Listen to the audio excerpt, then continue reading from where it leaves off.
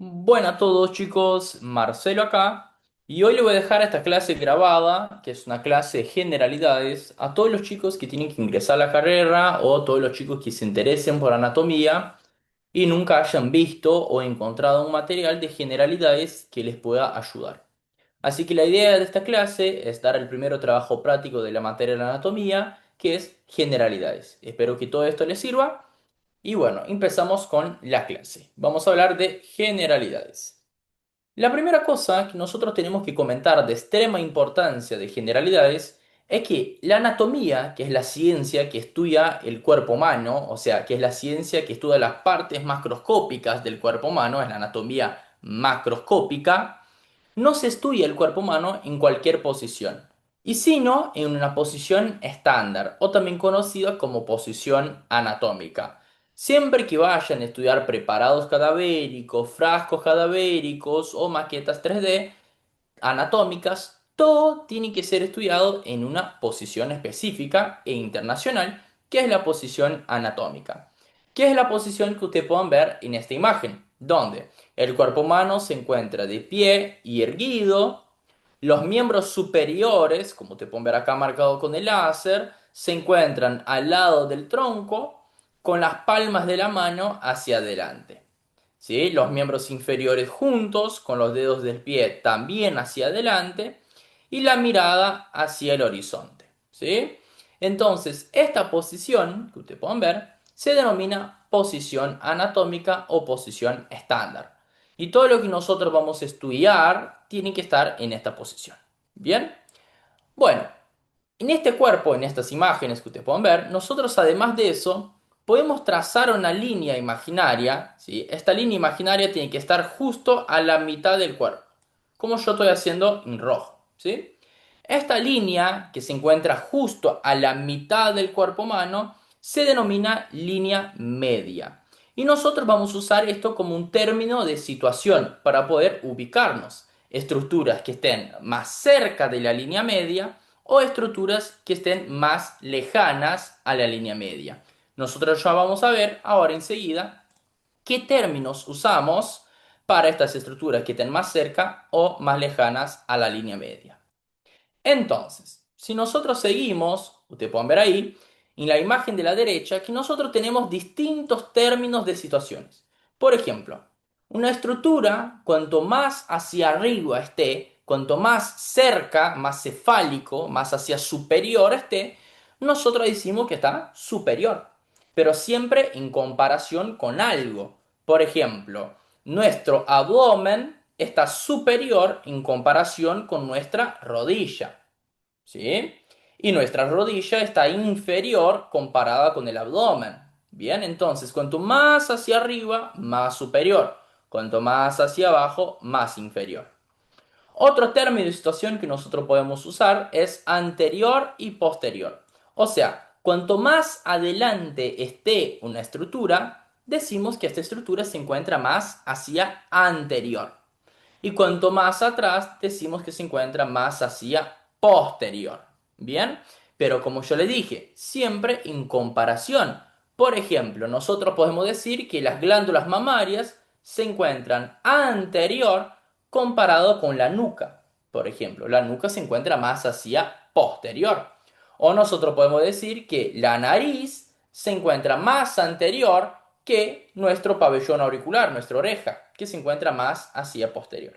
Bien, entonces, para estudiar anatomía usamos una posición denominada posición anatómica o posición estándar. Bien, que nosotros ya la clasificamos.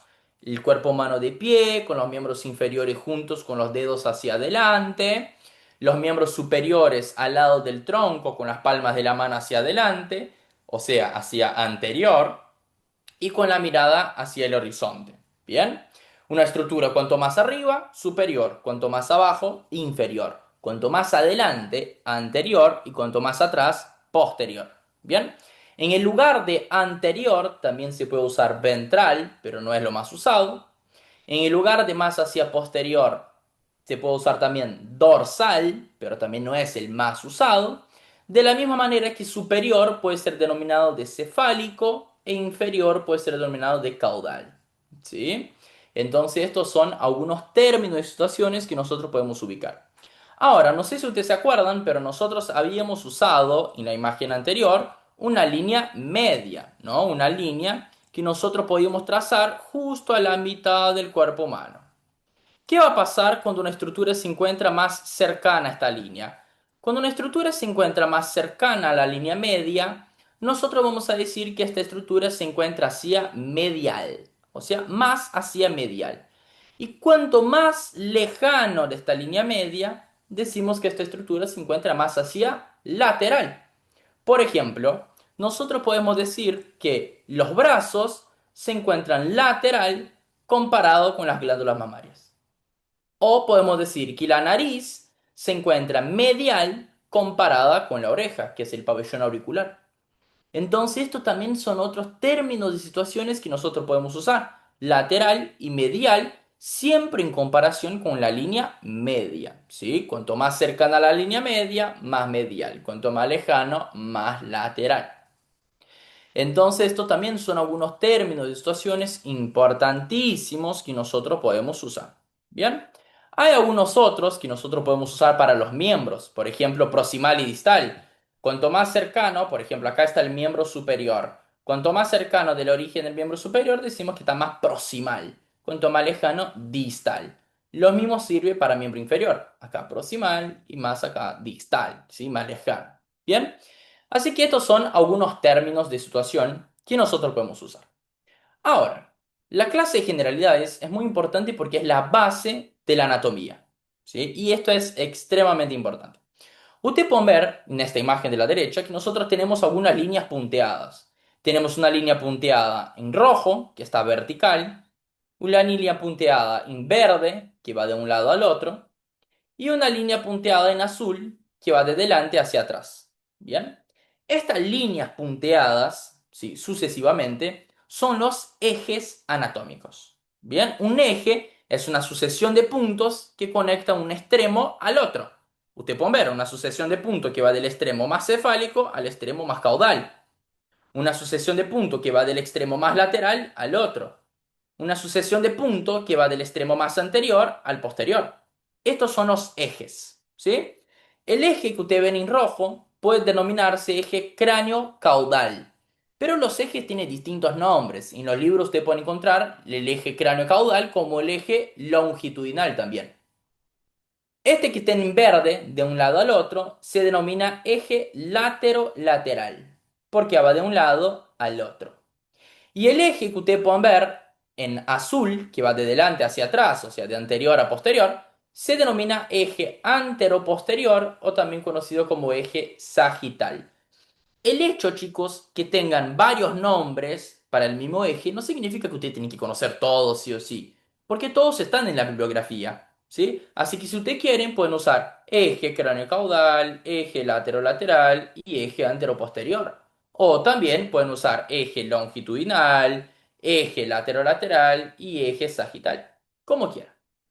Ahora, ¿qué va a pasar? En la imagen de la izquierda, ¿sí? Ustedes están viendo algunos planos en lilás, en amarillo, en azul, que son tridimensionales. Ustedes pueden ver que son imágenes tridimensionales. Estas imágenes tridimensionales que ustedes están viendo se denominan planos seccionantes, ¿sí? Son planos que nosotros usamos, ¿sí? Que nosotros usamos para hacer cortes, ¿sí? Y estudiar el cuerpo humano. Bien, estos planos seccionantes, que son estructuras bidimensionales, son la unión de dos ejes. Entonces, un eje era una sucesión de puntos de un extremo al otro, y existen tres ejes. Los planos son estructuras bidimensionales y son seccionantes, generan cortes. ¿Y cómo están formados estos planos? Estos planos están formados por dos ejes, ¿sí? Entonces, ustedes pueden ver acá, en amarillo, nosotros tenemos el plano transversal. Este plano transversal, o también conocido como plano axial, lo que hace es hacer un corte en el cuerpo humano, como ustedes pueden ver, que lo va a separar el cuerpo humano en una mitad superior y una mitad inferior. Entonces, imaginen, si nosotros pasamos acá un cutillo, exactamente como está el plano transversal, vamos a repartir el cuerpo en una mitad arriba y una mitad abajo. Es esto que hace el plano transversal o plano axial. Bien, divide el cuerpo en una parte superior y una parte inferior. Y este plano está formado por dos ejes, que ya lo vamos a ver. El plano coronal, que ustedes pueden ver en azul, reparte el cuerpo también en dos partes, pero en otras partes. Si ustedes ven el plano coronal acá en azul, está repartiendo el cuerpo humano en una parte posterior y una parte anterior. Entonces reparte el cuerpo en una parte anterior y posterior si nosotros hacemos el corte en la dirección del plano coronal. Y el plano sagital, ¿sí? Que ustedes pueden ver en lilás, ¿sí? Lo que hace es, cuando hace una sección, repartir el cuerpo humano en una mitad derecha y una mitad izquierda. Entonces nosotros tenemos tres planos, transversal o axial, coronal y sagital. Cada uno de estos planos están formados por dos ejes, ¿sí? Y nosotros también existen tres ejes, el cráneo caudal, el lateral y el anteroposterior. ¿Bien? Entonces, ya sé que este es un tema complejo, entonces vamos a ver mejor. Acá tiene el plano coronal, ¿sí? Perdón, el plano transversal, ¿sí? El plano axial o conocido como transversal. Este plano reparte el cuerpo en una mitad superior y una mitad inferior. ¿Cuáles son los ejes que componen este plano? Vamos a tener un eje lateral, como ustedes pueden ver, un eje que va de un lado al otro del cuerpo humano, y un eje antero-posterior. O sea, los dos ejes que conforman el plano axial son el eje lateral y antero-posterior. Lo mismo ustedes pueden ver en la imagen de la derecha, chicos. Esta imagen de la derecha es una ilustración de una tomografía que vamos a ver en una otra clase, estudio por imágenes, pero es una tomografía que está pasando por un plano axial, está haciendo un corte axial, ¿sí? Ustedes pueden ver acá que va en un eje antero-posterior y un eje lateral. Es así que produce el corte seccionante. ¿Bien? Entonces el plano axial o plano transversal está formado por dos ejes, antero-posterior y lateral. Después, nosotros podemos hablar también ahora sí del plano coronal, ¿no? El plano coronal repartía el cuerpo en una mitad posterior y una mitad anterior. Este plano coronal está formado por dos ejes, que son el cráneo caudal, como ustedes pueden ver, mira, que van de arriba hacia abajo, cráneo caudal, y por el eje lateral. Bien.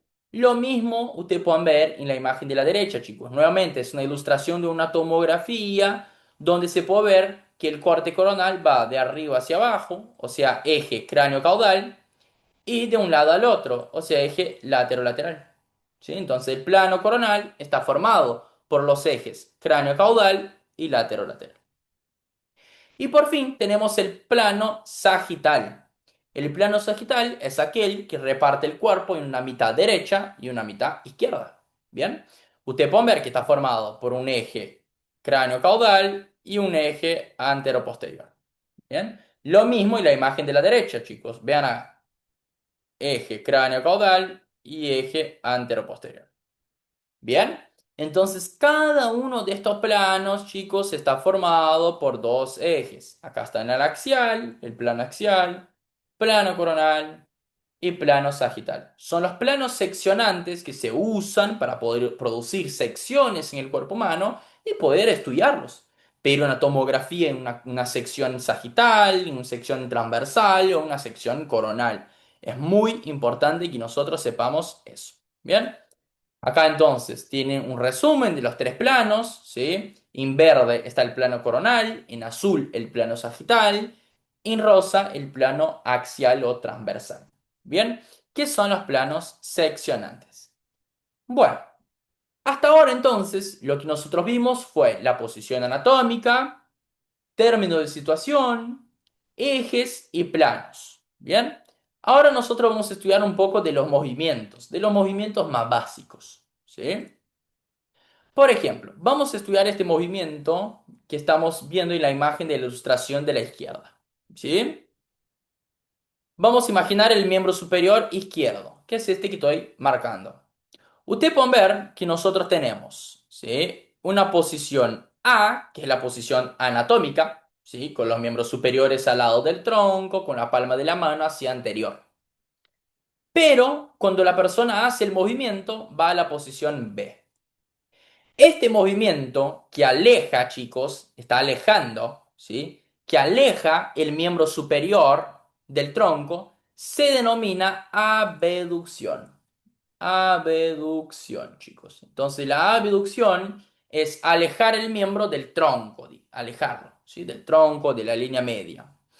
Y para poner el miembro en su lugar nuevamente, o sea, para volver el movimiento a la posición anatómica, es el movimiento de aducción, ¿sí? De aducción. Entonces, el movimiento de abducción y aducción, ¿sí? Son estos representados por la imagen. Abducción es alejar el miembro del tronco. Aducción es acercarlo, ¿sí? Yo siempre imagino una abducción, chicos, si a ustedes les gustan las películas, son lo que los aliens hacen, abducen las personas, ¿no? Entre comillas, como las películas. Y cuando las personas son abducidas, ¿a dónde van? Hacia arriba, ¿sí? Entonces, abducción es alejar el miembro del tronco y aducción es acercarlo. Bien, ¿por qué puse la imagen del plano coronal? No sé si ustedes se acuerdan, pero este es el plano coronal. Miren, ¿dónde está? Acá. Plano coronal. Y puse la imagen acá, del plano coronal. Porque los movimientos siempre ocurren en un plano. ¿Sí? Siempre ocurre en un plano. Y en este caso, la abducción y la aducción ocurren en el plano coronal. Marcelo, ¿por qué ocurre en el plano coronal? Porque para alejar el miembro del tronco voy hacia lateral y hacia superior. Y para acercarlo voy hacia medial y hacia inferior. Como te pueden ver. ¿Sí? Miren la imagen, chicos. Acá estaba la mano. Ahora la mano fue hacia lateral y hacia un poco superior. Y después, para volver a la posición, volví hacia medial e inferior. Entonces, si nosotros unimos hacia superior, inferior y hacia los laterales, tenemos el eje cráneo-caudal y látero-lateral. No sé si ustedes se acuerdan, pero estos ejes forman el plano coronal. Entonces, el movimiento de abducción y aducción ocurren en el plano coronal. ¿Sí? Ya sé que esto es complejo, pero es importante para entender toda la clasificación de articulaciones a lo largo del locomotor. Otro movimiento que nosotros podemos ejemplificar son estos que ocurren en el miembro superior derecho de la ilustración, que son los movimientos de rotación. Nosotros podemos rotar el hombro, acá está el hombro, ¿sí? El hombro puede rotar hacia medial o hacia lateral, ¿sí? Hacia medial se denomina rotación medial y hacia lateral rotación lateral.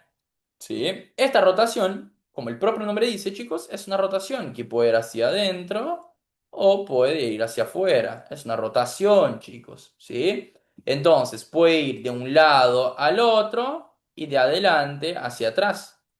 O sea, podemos usar el eje antero-posterior y latero-lateral. Cuando nosotros unimos estos ejes, tenemos el plano transversal.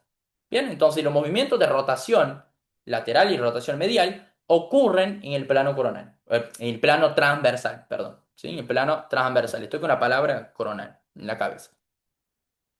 Después, nosotros podemos usar el movimiento del codo o de la rodilla, por ejemplo, no son los únicos lugares, pero como ejemplo, acá tenemos un codo, ¿sí? Una vista lateral de un miembro superior. Podemos hacer flexión del codo, como te pueden ver, o extensión del codo. Noten que cuando el codo está en extensión, tenemos un ángulo de 180 grados. Pero cuando nosotros hacemos flexión, ya tenemos un ángulo de 90 grados. ¿Sí? Entonces, ¿qué es la flexión, chicos? La flexión, que es lo que está acá en amarillo, es la disminución del ángulo entre ambos extremos, entre el brazo y el antebrazo en este caso. ¿Sí? Acá disminuye el ángulo, porque antes estaba en 180 grados y ahora está en 90. Esta es la flexión, chicos. ¿Sí? Estoy acercando esta parte del miembro, ahí está. ¿Sí? Y la extensión es el movimiento al revés, es el aumento del ángulo entre estas dos porciones. ¿Sí? Como acá están en 180 grados. ¿Bien? Entonces, para hacer la flexión, ¿sí? Para hacer la flexión, usted puede ver que va hacia adelante y hacia arriba. Y para hacer la extensión, va hacia atrás y hacia abajo. Entonces, tenemos el eje cráneo-caudal y antero-posterior. Porque esto acá es anterior, ¿no? En la posición anatómica, este es anterior y este es posterior. ¿Sí? Entonces, tenemos acá el plano sagital. el movimiento de flexión y extensión ocurre en el plano sagital. En este caso es flexión, extensión del codo, pero podría ser flexión, extensión del dedo, chicos, como te pueden ver acá, flexión, extensión del dedo, puede ser flexión, extensión de muñeca, flexión, extensión del cuello, ¿sí? Existen varias articulaciones que hacen flexión y extensión. Estos son obviamente algunos ejemplos, apenas para que ustedes tengan una base para la primera clase. Bien. Ahora, que nosotros ya vimos posición anatómica, planos, ejes, los nombres de algunos movimientos, no todos, ¿sí? Nosotros podemos hablar un poco del sistema esquelético, chicos, ¿sí? O sea, podemos hablar del esqueleto, ¿no? El esqueleto humano, como ustedes pueden ver acá en la imagen de la izquierda, está compuesto por el hueso, ¿sí? En la imagen de la derecha ustedes están viendo el hueso histológicamente, cuando ustedes vayan a estudiar histología, tiene una porción que es el hueso compacto, y una porción central que se denomina hueso esponjoso o trabeculado.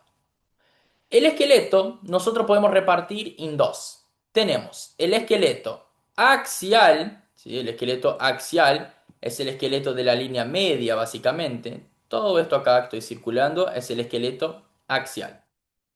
Y tenemos el esqueleto apendicular, que son los miembros. ¿Sí? Los miembros son el esqueleto apendicular. Bien, todo esto es esqueleto apendicular. Entonces tenemos un esqueleto axial y un esqueleto apendicular.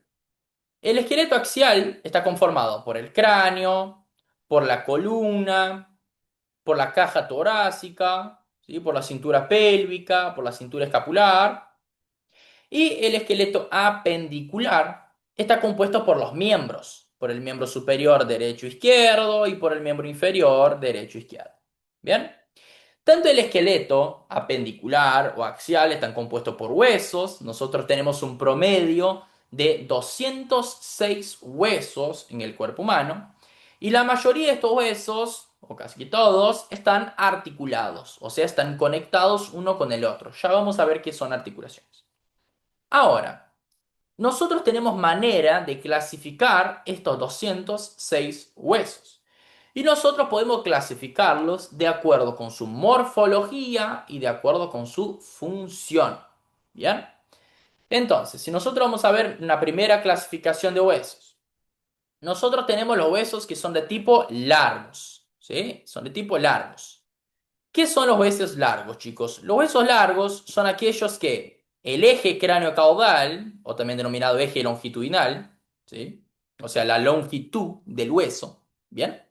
La longitud del hueso predomina sobre el ancho y el espesor, ¿sí? El hueso es largo, imagina una lapicera, chicos, ¿sí? Tiene una longitud que predomina sobre las otras dimensiones. Bien, esta es la morfología de un hueso largo. Además de eso, tiene función de palanca. Otras características de hueso largo, porque no apenas eso clasifica un hueso largo, ¿sí? Un hueso largo tiene que poder repartirlo, o sea, podemos dividir un hueso largo en tres porciones, como usted puede ver ahí. Tenemos una porción proximal que se denomina epífisis proximal, una porción distal que decimos epífisis distal, y entre las epífisis tenemos el cuerpo o también conocido como diáfisis. Entonces, para que sea un hueso largo, tenemos que tener longitud predominando sobre el ancho y espesor. Tenemos que tener epífisis y diáfisis. Tenemos que tener la función de palanca. Además de eso, chicos, los huesos largos tienen que tener cavidad medular, ¿sí? En el interior, cavidad medular de la médula ósea, ¿sí? Y además de eso también cartílago epifisario, ¿sí? Que ustedes van a ver en histología. Todas estas características son las características que definen un hueso largo. Marcelo, ¿puedo decir apenas una? No, chicos, tienen que saber todas. Tienen que saber cómo es hueso largo, predomina la longitud sobre el ancho espesor, que tiene cavidad medular, que tiene epífisis, que tiene diáfisis, que tiene función de palanca, que tiene cartílago epifisario. Todo eso es lo que clasifica un hueso largo. Ejemplos de hueso largo, chicos. Vamos a ver acá. No se preocupen que los huesos vamos aprendiendo a lo largo de la cursada. Ustedes van a aprender a lo largo de la cursada. Pero huesos largos. Tenemos el húmero, que es el hueso del brazo. Tenemos el radio y el cúbito, que son los huesos del antebrazo, por ejemplo. Tenemos el fémur, que es el hueso del muslo. Tenemos el peroné y la tibia, que son los huesos de la pierna, ¿sí? Son huesos largos, ¿sí? Estos son muy buenos ejemplos. Bien, también tenemos los metacarpo de la mano, ¿sí? También son huesos largos. Los metatarso del pie también son huesos largos, ¿sí? Todos ejemplos de hueso largo, chicos. Bien, otro tipo de hueso que tenemos son los huesos planos. Para que ustedes sepan lo que es un hueso plano, imaginen un cuaderno, chicos, o una tablet, ¿sí? Un hueso plano es aquel en el cual su longitud y su ancho, o sea, su longitud y su ancho, predominan sobre el espesor, chicos. Si nosotros miramos, por ejemplo, este libro que está acá, este libro de patología, ¿sí? Tenemos que es un libro alto, ancho, pero cuando giramos es finito. ¿Sí? Bien, como es delgado. Entonces, la longitud y el ancho predominan sobre el espesor. Esto es una característica de hueso plano, chicos. De hueso plano. Imagina una tablet o un cuaderno. Bien. Y tiene como función formar cavidades. ¿Qué ejemplos tenemos de huesos planos? Este que ustedes están viendo es la escápula. Bien. Acá nosotros tenemos las escápulas. Bien hacia atrás de la caja torácica. Tenemos también los coxales, ¿sí? Los coxales de la cintura pélvica también son huesos planos. Bien, y tenemos otros ejemplos también de huesos planos. Bien, después nosotros tenemos los huesos cortos, ¿sí? Los huesos cortos son aquellos que las tres dimensiones son muy similares, son muy parecidas. O sea, no hay una que predomine mucho sobre la otra. O sea que las tres dimensiones son muy parecidas. Un ejemplo son los huesos del carpo, chicos. ¿Sí? Acá están los huesos del carpo. Son 8 huesos en el carpo. Ustedes no necesitan saber los nombres de los 8 huesos del carpo, chicos. En la primera clase no. Obviamente en la clase de mano tienen que saber a full. Pero en la primera clase no. Pero son 8 huesos en el carpo y son todos huesos chiquitos que son huesos cortos. Las tres dimensiones son muy parecidas y tienen como función soportar presión. ¿Sí? Además del carpo, también tenemos del tarso, del pie, que también soporta presión. Estos son los tres principales tipos de huesos. Pero tenemos otros, chicos. Tenemos, por ejemplo, los huesos irregulares. ¿Sí? Irregular, como el propio nombre dice, la función y la morfología no tienen mucha semejanza. Entonces, ejemplos de huesos irregulares. Las vértebras de la columna, la mandíbula, ¿sí? Del hueso del cráneo. Tenemos también el cigomático, que también es un hueso irregular, ¿sí? Son ejemplos de huesos irregulares. Otro tipo de huesos son los huesos neumáticos. No se asusten con esta foto, ya sé que no es una foto muy hermosa. Los huesos neumáticos son aquellos que son huesos, entre comillas, huecos, chicos. Son huesos que tienen cavidades aéreas en su interior, ¿sí? Que presentan cavidades con aire. Este es un hueso clásico de la anatomía que se denomina hueso esfenoides, que es un hueso del cráneo. En el interior de este hueso tenemos una cavidad denominada seno esfenoidal, una cavidad con aire. Por eso es denominado hueso neumático. Pero no es el único, chicos. Tenemos otros huesos neumáticos también en el cuerpo. Como por ejemplo el frontal, porque tiene el seno frontal. Este acá que es el temporal, porque tiene las celdillas temporal, mastoideas, ¿sí? Hay otros huesos también neumáticos. El etimoides, ¿sí? Además del esfenoides. ¿Sí? También son huesos neumáticos. El maxilar, chicos, el maxilar, que es un hueso par de la cara, también es neumático porque tiene una cavidad denominada seno maxilar. ¿Bien? Estos son ejemplos de huesos neumáticos. Y otro tipo de huesos son los huesos sesamoideos, que son aquellos que se desarrollan dentro de tendones musculares. ¿Sí? Son estas pelotitas que usted puede ver acá, acá, acá. Estos de la mano pueden ser inconstantes, o sea, a veces pueden tener, a veces no, pero nosotros tenemos uno que siempre está, que es la rótula, ¿sí? De la rodilla, que es un hueso sesamoide. Bien. Con eso nosotros pudimos ver una buena parte de clasificación de hueso. Ya sé que la clase de generalidades a veces se hace un poco pesada, muchos conceptos, ¿no? Principalmente planos, ejes, todo eso.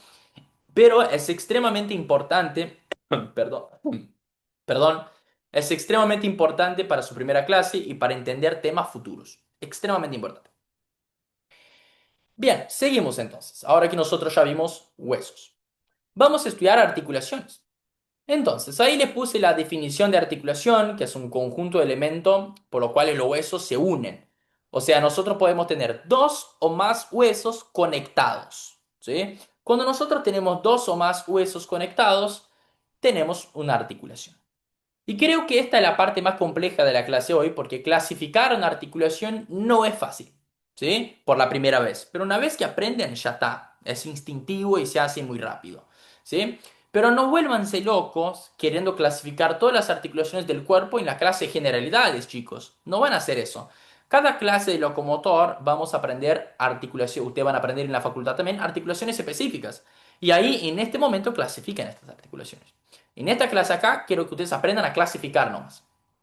Entonces, primero de todo, nosotros podemos clasificar la articulación según el grado de movilidad y tejido interpuestos. Y nosotros podemos clasificar en dos grupos, chicos. Articulaciones sinoviales, porque el tejido interpuesto, o sea, el tejido entre los huesos, es el líquido sinovial.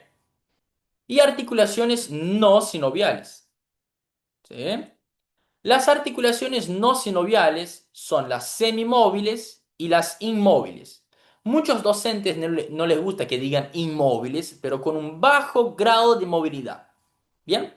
Pero entonces, ¿cómo nosotros arrancamos clasificando una articulación entonces? Sabiendo si es sinovial o no sinovial. Si esta articulación es sinovial, significa que es móvil, es la que más tiene grado de movilidad. Si no es sinovial, puede ser dos tipos. Puede ser semimóvil, que son las anfiartrosis, o la con bajísimo grado de movilidad, que son las sinartrosis. Bien, este es el primer paso para clasificar una articulación. Bien, además de eso, nosotros podemos clasificar esta articulación de acuerdo con la cantidad de huesos que presenta esta articulación. Si esta articulación presenta apenas dos huesos, decimos que es una articulación simple, ¿sí? Por ejemplo, acá tenemos el húmero y la escápula. Esta articulación se denomina glenohumeral y es una articulación simple porque se articulan apenas dos huesos. Esta articulación puede ser compuesta cuando participan más de dos huesos, chicos, ¿sí? Como por ejemplo la rodilla. La rodilla participa el fémur, la tibia y la rótula. ¿Sí? Son los tres huesos que participan de la articulación de la rodilla. Y es una articulación compuesta. ¿Sí? Y nosotros tenemos también las articulaciones que son complejas. ¿Sí? Las articulaciones complejas, chicos, ahora sí hay divergencia entre los autores, así que hay que prestar atención. ¿Sí? Las articulaciones complejas son aquellas que tienen un medio de cohabitación, o sea, un medio de adaptarse, un medio de adaptación. ¿Sí? Nosotros tenemos dos estructuras que pueden adaptar una articulación. Nosotros tenemos los rodetes, ¿sí? Los rodetes pueden denominarse también labrums, y nosotros tenemos también los meniscos, ¿sí? También tenemos los discos articulares, pero estos son los principales, rodetes y meniscos. ¿Bien? ¿Cuál es la función del rodete? El rodete aumenta la superficie de contacto. Imaginen, si nosotros tenemos un hueso A que se articula con un hueso B, pero el hueso A es mucho más grande que el hueso B. Entonces, tiene que adaptarse el hueso B. Necesita aumentar su superficie para contactar con el hueso A. ¿Sí? Cuando necesita aumentar esta superficie de contacto, tenemos los rodetes o labrums. Esta es la función de los rodetes. Tenemos también los meniscos, ¿sí? Como por ejemplo el menisco de la rodilla. Tenemos dos meniscos en la rodilla, ¿sí? Los meniscos, además de soportar presión, ¿sí? Que es una función importantísima, los meniscos compartimentalizan esta articulación, ¿sí? Estas articulaciones están envueltas por una cápsula, ya vamos a ver eso, y este menisco compartimentaliza esta cápsula. Esta es la función de los meniscos. Marcelo, ¿cuál es la divergencia bibliográfica o entre los docentes entonces? Muchos docentes dicen que para una articulación ser compleja necesita tener cualquier medio de coaptación. Si tiene rodete o labrum, compleja. Si tiene menisco, compleja. Pero muchos otros docentes dicen que para una articulación sea compleja necesita tener menisco. O sea, si tiene rodete, no es compleja, porque el rodete no compartimentaliza, ¿sí? Y el menisco sí. Entonces hay esa divergencia. Marcelo, ¿y cuándo tiene rodete? Entonces, ¿qué digo? Sí, tiene que decir que tiene rodete. Apenas no va a decir que es compleja, porque es una clasificación. Y cuando tiene menisco, decís compleja. O dependiendo del docente, cualquier medio de cooptación, compleja. Bien, esto por un lado entonces. Bien, vamos a seguir. Vamos a hablar un poco de las articulaciones sinoviales, chicos, o sea, las articulaciones móviles. Bien, las articulaciones móviles, primero de todo, volvemos acá a esta imagen, las articulaciones móviles tienen un tejido interpuesto sinovial. Estos huesos están envueltos por una cápsula fibrosa que se denomina cápsula articular, que está envuelta de estos huesos, cerrando este espacio. Esta es una cápsula articular. Bien, que es la cápsula que yo estaba comentando antes de la articulación que se compartimentaliza, por ejemplo. Además de eso, las articulaciones sinoviales, nosotros podemos subclasificarlas en géneros. ¿Sí? O sea, un género es una subclasificación de las sinoviales, chicos. ¿Sí? ¿Y cómo nosotros podemos clasificar? Podemos clasificar de acuerdo con la morfología de la superficie de contacto. O sea, la parte del hueso que se articula, ¿qué forma tiene? Si tiene una forma una esfera, esferoidea. Si tiene una forma más cilíndrica, como ustedes pueden ver ahí, ¿sí? Puede ser cilíndrica, ¿sí? O también troclear, chicos. ¿Sí? Troclear y cilíndrica son sinónimos. Si tiene una forma elipsoidea, puede ser elipsoidea o también condilia, es sinónimo, ¿sí? De la misma manera que cilíndrica es sinónimo de troclear. Cuando tiene esta forma en silla de montar, se puede decir silla de montar o encaje recíproco, puede ser una forma plana, entonces decimos que es un género plano. O cuando tiene esta forma de un pivote, podemos decir que es trocoides. Marcelo, ¿esto significa que yo tengo que mirar siempre la forma del hueso? Chicos, en teoría sí, pero sepan que todas las articulaciones del cuerpo humano ya están clasificadas. Ustedes no necesitan descubrir algo nuevo, ustedes tienen que estudiar algo que ya existe y ya está clasificado. Entonces, siempre que ustedes vayan a estudiar una articulación, ya tienen la clasificación. ¿Sí? Ya ahí, ya en el libro, ya dice si es esferoide, troclear, trocoide. Entonces, estos tipos de cosas ustedes van a aprender mientras van a clasificando las articulaciones. ¿Bien? Pero estos géneros de la morfología es una subclasificación de las sinoviales. Tenemos entonces los medios de coaptación, como ustedes pueden ver, ¿sí? Acá es una parte de la escápula denominada cavidad glenoidea, que vamos a ver en el tercer trabajo práctico. Y vean cómo acá está mucho más grande esta cavidad glenoidea, o sea, usó un rodete para adaptarse. Ya en la imagen de la derecha tenemos los meniscos de la rodilla, ¿sí? Son medios de coaptación.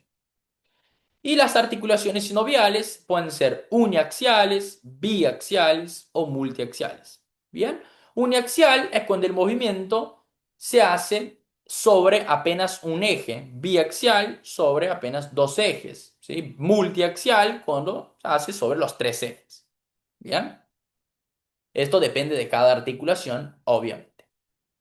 Bueno, ahora, si nosotros vamos a hablar un poco de las articulaciones no sinoviales, podemos arrancar hablando un poco de las anfiartrosis, ¿sí? Que son las semimóviles. Las anfiartrosis pueden ser cartilaginosas, ¿sí? Como por ejemplo acá en el pubis o en la columna, entre los cuerpos de las vértebras lumbares.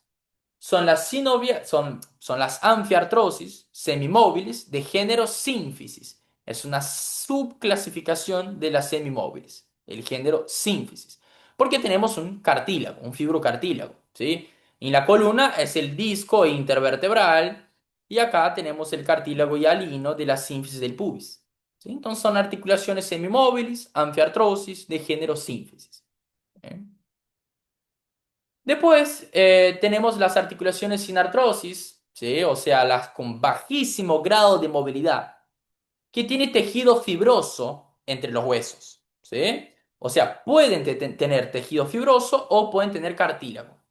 Cuando tienen tejido fibroso, en el cráneo se denominan suturas, como por ejemplo la sutura coronal, la sutura lambdoidea, la sutura escamosa, ¿sí? Entonces, las articulaciones entre los huesos del cráneo, ¿sí? Que tienen tejido fibroso y bajísimo grado de movilidad, se denominan sinartrosis y el género es sutura. ¿Sí? Estas son las suturas del cráneo. Ahora, estas articulaciones, ¿sí? Pueden tener también cartílagos, no tejido fibroso. O sea, pueden tener bajísimo grado de movilidad, pero en el lugar de tejido fibroso tienen cartílagos, ¿sí? Y este es el caso de las sincondrosis, chicos, sincondrosis. Como por ejemplo la mayor parte de las articulaciones de las costillas con sus cartílagos. Son articulaciones con bajísimo grado de movilidad, por eso sin artrosis. Y la subclasificación es sincondrosis, porque tiene tejido cartilaginoso. Bien, no se olviden que sutura es apenas en el cráneo, chicos, apenas en el cráneo. Marcelo, ¿y qué pasa si nosotros tenemos una articulación con bajísimo grado de movilidad, o sea, sin artrosis, y con tejido fibroso que no sea en el cráneo? ¿Sí? Puede suceder, chicos, puede suceder. Si nosotros volvemos a la imagen, a ver si les encuentro una imagen acá, un segundo. Si nosotros volvemos a la imagen, nosotros vamos a ver acá, por ejemplo, el peroné y la tibia. Entre el peroné y la tibia, chicos, donde va a poner una flecha azul, ¿sí? Existe una membrana que se denomina membrana interósea, ¿sí? Que está conectando la tibia y el peroné. Entonces, si la tibia y el peroné están conectados, es una articulación. ¿Esta articulación se mueve? ¿Es sinovial? No. Tiene bajísimo grado de movilidad. Entonces, sin artrosis. Y esta membrana es un tejido fibroso. Pero no está en el cráneo. Entonces, no se puede denominar sutura. Y cuando no está en el cráneo y no puede denominarse sutura, denomínase sindesmosis. ¿Sí? Entonces, una articulación con bajísimo grado de movilidad, con tejido fibroso y que no esté en el cráneo, es una articulación sin artrosis, de género, o sea, de subclasificación, sindesmosis. Y cuando está en el cráneo, sutura. Y cuando tiene cartílago, como las costillas, sincondrosis. ¿Sí? Son maneras de clasificar las articulaciones con bajísimo grado de movilidad, que son las sinartrosis. ¿Bien? Bueno, ya estamos casi por cerrar. Si nosotros vamos a hablar un poco del aparato circulatorio, ¿sí? Nosotros podemos hablar de arterias, venas y vasos linfáticos, ¿sí? Y nosotros tenemos que saber diferenciar las arterias de las venas, chicos. ¿Bien? Y la imagen de la derecha le puse una imagen histológica, donde la flecha verde marca una arteria y una flecha azul marca una vena. Ustedes pueden ver que la pared muscular de la arteria es mucho más espesa que de la vena. Pero esta no es la diferencia clave. No es así que ustedes diferencian una vena de una arteria. La diferencia entre una arteria y una vena está en la función que hace, o sea, en el trayecto de la sangre. Una arteria es aquel vaso que lleva la sangre del corazón a la periferia, chicos. ¿Sí? Todos los vasos que salen del corazón son arterias. ¿Sí? Ah, Marcelo, ¿no puedo justificar por la cantidad de oxígeno? No, ya vamos a ver por qué, pero no. La definición de arteria es aquel vaso que lleva la sangre del corazón hacia la periferia. Y una vena, chicos, es al revés. La vena drena, chicos, drena la sangre. Entonces las venas, ¿sí? Son aquellos vasos que drenan la sangre de la periferia y llevan al corazón. ¿Bien? Las arterias se encuentran obviamente profundas a los músculos, porque tenemos que protegerlas, entre comillas. Y las venas tenemos de dos tipos. Tenemos venas superficiales, que se encuentran por encima de los músculos y de las fascias. Y tenemos venas profundas. Estas venas profundas, chicos, acompañan las arterias y tienen los mismos nombres. ¿Bien? En general, son dos venas por cada arteria. Pero en algunos casos es apenas una también. Y las superficiales tienen otro nombre. Bueno, ¿y los vasos linfáticos? Los vasos linfáticos, chicos, también drenan, igual que las venas, también drenan desechos. ¿Sí? El tema es que están paralelo a las venas. Drenan los desechos que faltaron, que no fueron drenados por las venas, así por decir, para que se entienda de manera más fácil. ¿Sí? Y los vasos linfáticos también tenemos superficiales y profundos que acompañan las venas. ¿Bien? Que hacen este drenaje de desechos. ¿Bien? Estos vasos linfáticos tienen estaciones en los ganglios, o sea, nosotros tenemos pelotitas, ¿sí?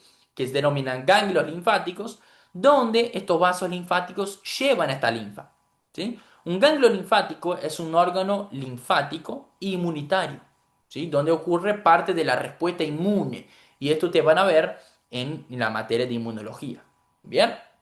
Así que esto es linfático, así por decir, más o menos por encima para que se entienda.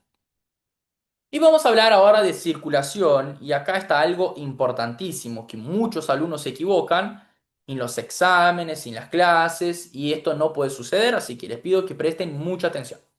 En la circulación nosotros vamos a explicar dos tipos de circulación. La circulación pulmonar, o también denominada circulación menor, y la circulación sistémica, o también denominada circulación mayor. En esta ilustración que sacamos del libro Rouvier, tenemos acá el corazón en el centro, ¿sí? Y acá sería más o menos representación de los capilares pulmonares. ¿Qué va a pasar, chicos? Toda la sangre del cuerpo va a llegar en el lado derecho del corazón, ¿sí? Llega en la aurícula o atrio derecho del corazón y luego va al ventrículo derecho del corazón. O sea, toda la sangre que fue drenada, chicos, toda la sangre que los órganos ya no pueden usar más, se drenó y se llevó al lado derecho del corazón. ¿Qué sucede con esta sangre? Esta sangre tiene mucho CO2, mucho dióxido de carbono, y nosotros no podemos quedar con eso. Tenemos que hacer un intercambio gaseoso. El órgano que hace este intercambio gaseoso es el pulmón. Entonces, del ventrículo derecho del corazón sale la arteria pulmonar. Esta arteria pulmonar lleva esta sangre con mucho CO2 al pulmón. Y el pulmón hace el intercambio gaseoso, o sea, cambia el CO2, que no nos sirve, por oxígeno, que los órganos necesitan. Una vez que el pulmón hizo, ¿sí?, este intercambio gaseoso, las venas pulmonares drenan esta sangre con mucho oxígeno. ¿Sí? Drenan esta sangre con mucho oxígeno y llevan al lado izquierdo del corazón. Por eso, chicos, que nosotros no podemos decir que una arteria es una arteria porque tiene mucho oxígeno, porque la arteria pulmonar tiene poco. De la misma manera que no podemos decir que una vena es una vena porque tiene poco oxígeno, porque la vena pulmonar tiene mucho. ¿Se entiende? Entonces, la vena pulmonar, una vez que drenó esta sangre con mucho oxígeno, lleva esta sangre al atrio izquierdo del corazón. Y esta es la circulación pequeña, es la circulación pulmonar entre el corazón y el pulmón. Una vez que esta sangre llega al ventrículo izquierdo del corazón, nosotros vamos a estudiar anatomía del corazón y el módulo de esplagnología. Esta sangre es eyectada por la aorta para todo el cuerpo, ¿sí? Y esta sangre, este trayecto que la sangre hace del ventrículo izquierdo del corazón por la aorta, va a todos los órganos para que los órganos usen oxígeno, nutrientes, ¿sí? Después, las venas, ¿sí?, drenan la sangre de estos órganos. Esta vena se denomina vena cava, inferior y superior. Esta sangre, después que es usada por los órganos y es drenada, vuelve al lado derecho del corazón. Y esta parte, chicos, entre ventrículo izquierdo, aorta, todo el organismo y después vuelve al corazón, se denomina circulación sistémica, porque fue todo el organismo. ¿Bien? Y esto de circulación sistémica y pulmonar es muy importante que entiendan, porque muchas veces ustedes van a ver frascos en el cual la arteria pulmonar está azul y no está azul porque es una vena, chicos. Está azul porque tiene poco oxígeno. ¿Sí? Entonces, chicos, no se confundan con los colores. Acuérdense de saber la teoría, ¿sí? Saber de lo porqué de las cosas. ¿Bien? Entonces, la arteria pulmonar, muchas veces en los frascos, está azul porque tiene poco oxígeno. Y las venas pulmonares, muchas veces en los frascos, están roja porque tienen mucho oxígeno. ¿Sí? Los colores no tienen nada que ver con ser o no ser arteria. Tiene que ver con la cantidad de oxígeno. ¿Bien? Así que presten atención en estas cosas. Bien, si vamos a hablar de los músculos son órganos que tienen la capacidad de contraerse. Los músculos tienen que insertarse en algún lugar, como por ejemplo en los huesos. Y los músculos se insertan mediante tendones, chicos. Este músculo acá es el bíceps. Ustedes pueden ver que tiene un tendón acá, que es el tendón de la cabeza corta. Tiene un tendón acá, que es un tendón de la cabeza larga, que ustedes van a ver en la clase brazo. Acá tiene el tendón distal, ¿sí? O sea que los músculos tienen la capacidad de contraerse y están insertados por tendones, ¿sí? Estos músculos están envueltos por este tejido fino, disecable, ¿sí?, que se denomina fascias. O sea que las fascias son tejido conectivo. Ustedes van a aprender qué es un tejido conectivo en histología, que recubre los músculos, ¿sí?, y los separan en compartimentos, ¿sí? Esta es una fascia fina y disecable. En la imagen de la derecha, ustedes pueden ver que las fascias, chicos, emiten tabiques hacia el interior para poder separar los músculos en compartimentos. Algunos compartimentos más profundos, otros compartimentos más superficiales, ¿sí? Estas venas que se encuentran por encima de las fascias son las venas superficiales. Y las que se encuentran profundas en los músculos son las venas profundas que están junto con las arterias. Una cosa que suelen preguntar bastante también es la diferencia entre una fascia y una aponeurosis, ¿sí? Una fascia es un tejido conectivo fino, disecable, que recubre los músculos y sirve para separar compartimentos mediante sus tabiques. Una aponeurosis, chicos, también es un tejido conectivo, pero es grueso, es más fuerte y puede formar tendones aplanados, un tendón más aplanado. Puede ser formado por aponeurosis. Esta es la diferencia. Bien, si vamos a hablar un poco del sistema nervioso, no necesitamos profundizar mucho ya que tenemos un módulo de neuroanatomía, ¿sí? Nosotros tenemos el sistema nervioso central, que está compuesto por el encéfalo y por la médula espinal, y tenemos un sistema nervioso periférico, que están compuestos por los nervios espinales, nervios craneales, ganglios nerviosos, ¿bien? Y acá tiene algo importantísimo que usted tiene que entender, ¿sí? Acá es una vista de la médula espinal dentro de una vértebra, ¿sí? Es una vista superior, ¿bien? Acá está el canal de la vértebra, el conducto medular, y acá tenemos la médula espinal. Usted está viendo que de la médula espinal salen dos raíces nerviosas, ¿sí? Nosotros tenemos una raíz, ahí saco una flecha mejor, perdón.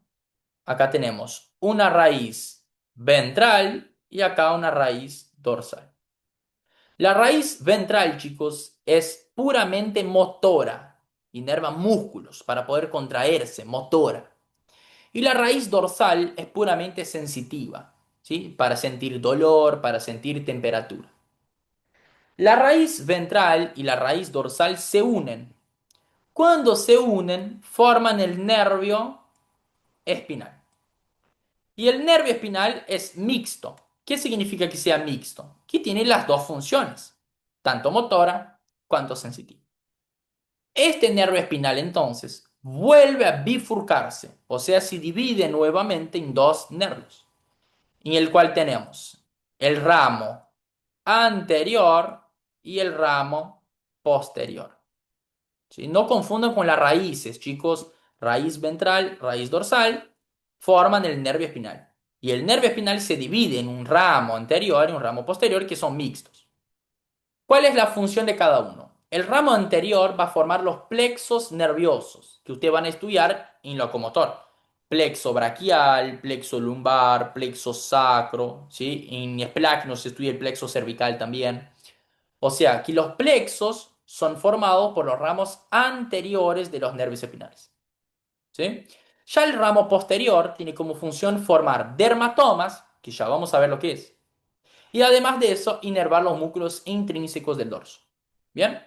Y ustedes pueden ver que el ramo posterior del nervio espinal tiene este ganglio, esta pelotita. Este es el ganglio anexo a la raíz dorsal. ¿Sí? Acá sale de la raíz dorsal el ganglio. ¿Bien? Bien, esto es importantísimo, chicos, saber del ramo anterior, ramo posterior. Acá tenemos algunas definiciones que se suelen pedir en las primeras clases. ¿Qué es un dermatoma? Un dermatoma es una parte de la piel en el cual todos los nervios sensitivos, o sea, la inervación para dolor, temperatura, vienen de apenas una raíz nerviosa, ¿sí? De un segmento específico de la médula espinal. Y un miotoma, o sea, mio de muscular, es un conjunto de músculos que es inervado por apenas una raíz nerviosa. ¿Sí? También. A diferencia que este es motor, entonces, y este es sensitivo. Acá nosotros tenemos los dermatomas, para que ustedes puedan ver, ¿sí? La médula espinal presenta segmentos, ¿sí? Que son respectivos, que ustedes van a ver en la clase de dorso, como C1, C2, C3, en la región cervical, ¿sí? Hasta C8, en la región torácica hasta T12 y en la región lumbar hasta L5, ¿sí? Y después tenemos sacro. Entonces, ustedes pueden ver acá las regiones de la piel que son inervadas por estos dermatomas. ¿Sí? Un dermatoma es una parte de la piel inervada por apenas una raíz nerviosa de manera sensitiva. Tenemos C2, C3, C4, C5. Acá tenemos los torácicos, los lumbares. ¿Sí? Provienen todos de la misma raíz nerviosa. Con eso, chicos, nosotros vimos entonces posición anatómica, término de situación con planos, ejes, ¿sí? Vimos clasificación de huesos, vimos cómo empezar a clasificar una articulación, vimos un poco de aparato circular, un poco de drenaje linfático, porque después vamos a estudiar más profundizado drenaje linfático. circulación pulmonar, circulación sistémica, vimos un poco de aparato muscular que también se va a profundizar en otras clases. Un poquito de sistema nervioso, bien poquito, más que nada para que entienda de dónde vienen los plexos, qué son los dermatomas, que son extremadamente importantes, los miotomas. Y esto ya es una muy buena clase para prepararse para su primera clase de anatomía. ¿Sí? En la próxima clase nosotros vamos a ver generalidades de estudio por imágenes, radiografías, tomografías, resonancia.